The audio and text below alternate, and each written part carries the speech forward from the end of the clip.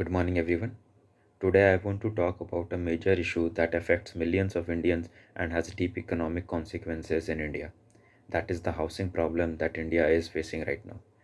India is growing rapidly with expanding cities, rising income, and increasing urbanization. However, there is a huge gap between the demand and supply of affordable housing, making it one of the biggest economic challenges that we face today in India.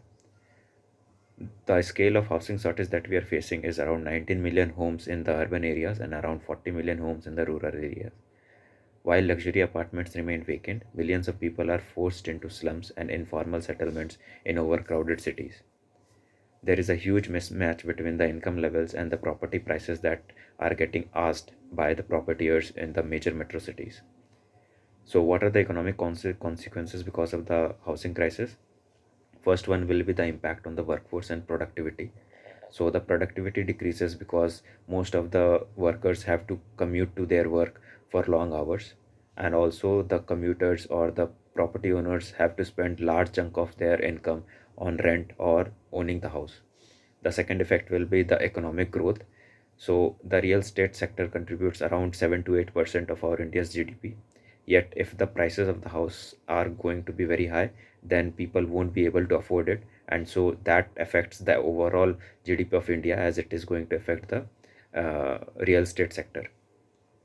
And high rent also decreases the purchasing power of the people, and also the savings depletes, so the consumer does not consumes as much property as it is required to fuel the Indian GDP growth. Now, slums growth and the social impact that it occurs. Around 30% of Indian urban population lives in slum due to the unaffordable housing. Poor housing leads to sanitation issues and also health risk and lower education opportunities, so creating a long-term economic burden to the entire family. Also, the housing loan and financial stress that the family faces after buying a house is immense.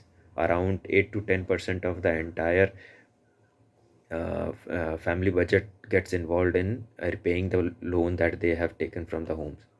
Also, high down payment around 20 to 25% of the property value creates a barrier for the home ownership.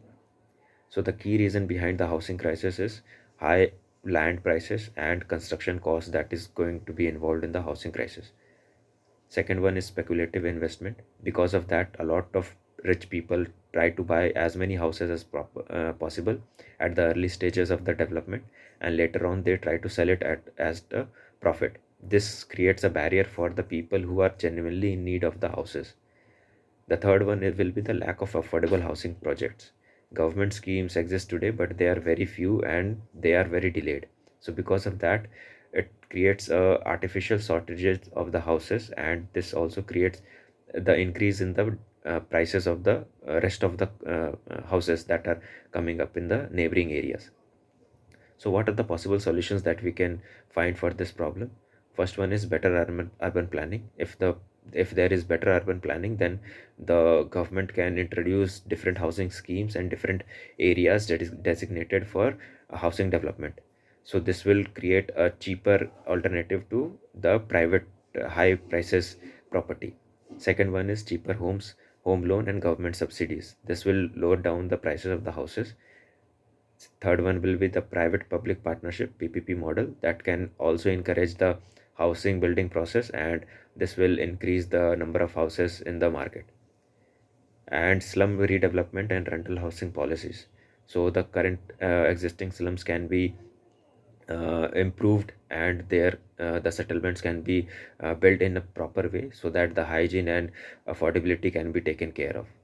So, in conclusion, the housing shortage is a major economic and social problem in India, and it affects productivity, urban growth, and industrial expansion, and the quality of life of millions of people. The government is taking steps to address that, but faster policy reforms, better urban planning, and public private partnerships are needed to make housing affordable for everyone.